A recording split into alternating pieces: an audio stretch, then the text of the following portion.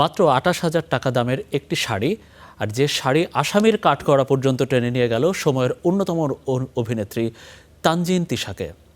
শাড়ি আত্মসাতের অভিযোগ থেকে জামিন পেলেন বটে, তবে সঞ্চয় করেছেন জীবনের ভয়ঙ্করতম এক অভিজ্ঞতা। আদালত প্রাঙ্গণে দাঁড়িয়ে তার প্রতিধ্বনি ঝরেছে জনপ্রিয় অভিনেত্রী তিশার কণ্ঠে।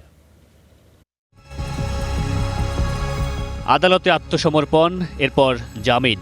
তবে আদালত প্রাঙ্গণ ছাড়ার আগে নিজের বিরুদ্ধে ওঠা অভিযোগ নিয়ে ক্ষোভ প্রকাশ করলেন তানজিন তিশা।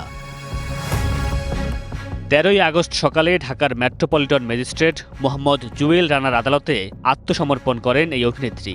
বেলা 11:30টার দিকে আসামি ও বাদীপক্ষের বক্তব্য শুনেন বিচারক। শুনানি শেষে তানজিন তিশার জামিন মঞ্জুর করে আদালত।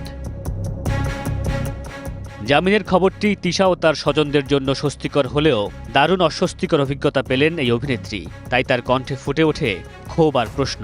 ক্ষমতার যে অপব্যবহার হয় সেটা আজকে আমাদের দ্বারা প্রমাণিত, এবং আমি আইনকে শ্রদ্ধা করি বলে আমি কিন্তু আজকে এখানে এসেছি।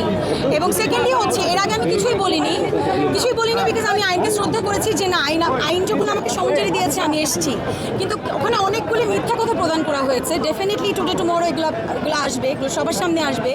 এই ঘটনায় নিজের সম্মানহানি হয়েছে বলে দাবি করেন তিশা। তার অভিযোগ, একজন নারী তার স্বামীর ক্ষমতা ব্যবহার করে তাকে হয়রানি করেছেন এবং বিভিন্ন ধরনের হুমকি দিয়েছেন।